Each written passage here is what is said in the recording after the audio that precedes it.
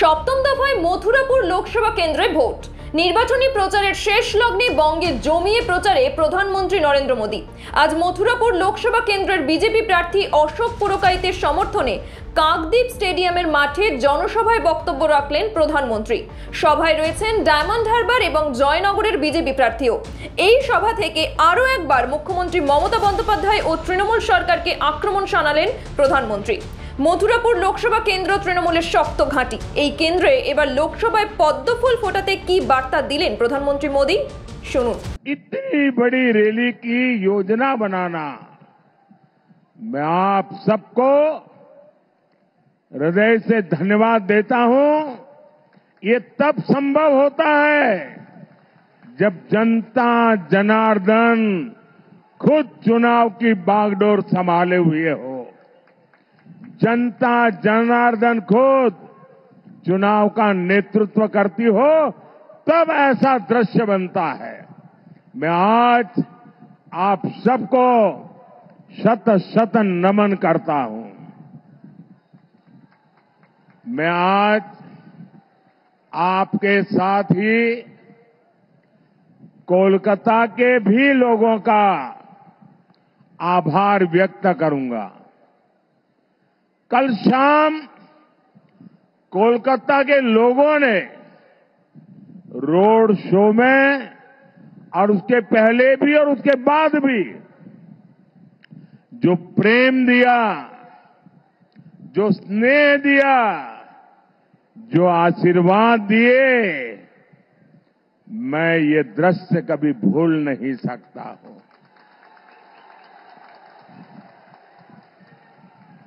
मैं कोलकाता वासियों का भी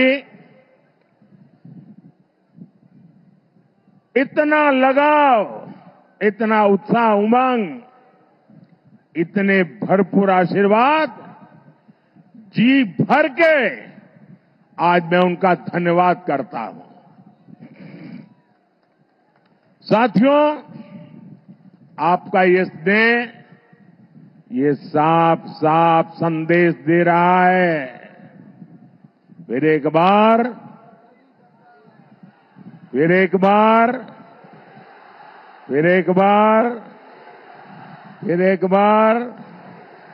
आभार एक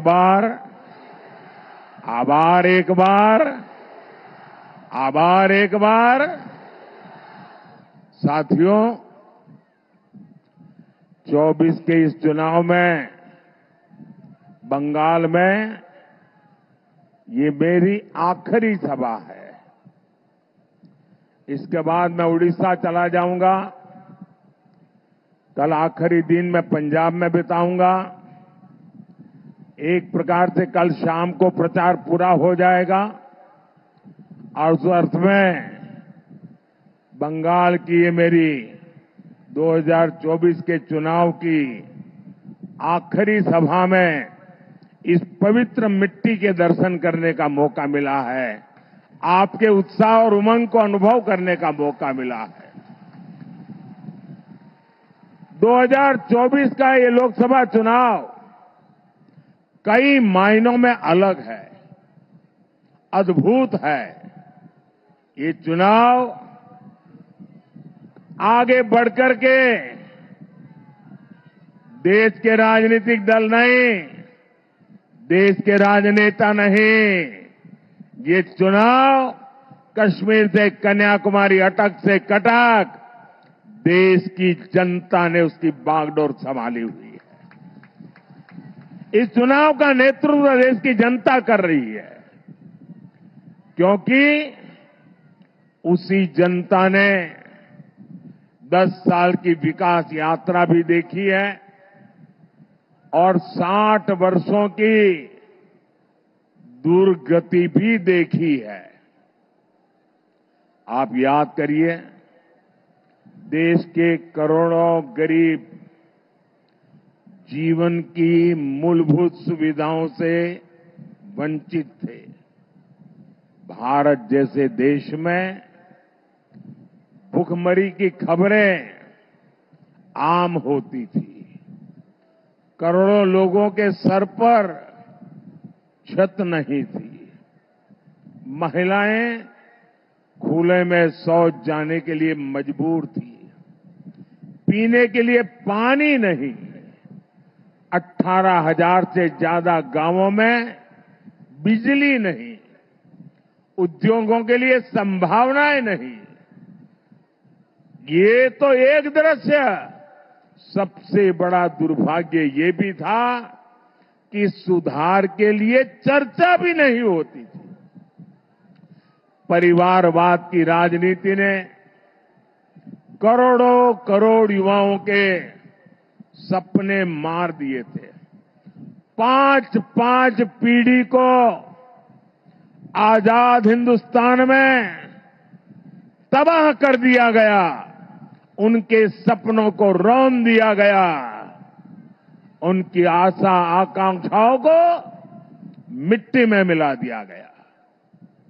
जो देश हमारे साथ आजाद हुए थे, हमसे छोटे थे, सामान्य थे, वो आज कहां से कहां पहुंच गए। हमारे पास इतना टैलेंट, इतना स्किल का सामर्थ्य, युवा आबादी की बढ़त, लेकिन हम पीछे छूटते चले गए।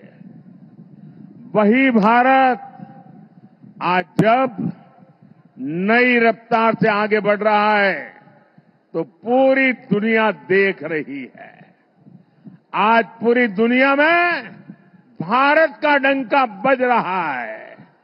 बज रहा है कि नहीं बज रहा है? आज दुनिया में भारत का डंका बज रहा है कि नहीं बज रहा है? अमेरिका में भारत का डंका बज रहा है। यूरोप में भारत का डंका बज रहा है। ऑस्ट्रेलिया में भारत का डंका बज रहा है। जापान में भारत का डंका बज रहा है। ये किसने किया? ये किसने किया? ये किसने किया? ये किसने किया?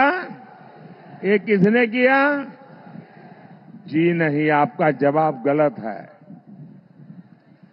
ये सब हुआ है आपके एक वोट की ताकत से। আপনারা দেখছেন ইউএন লাইভ, বাংলা খবরের শেষ কথা।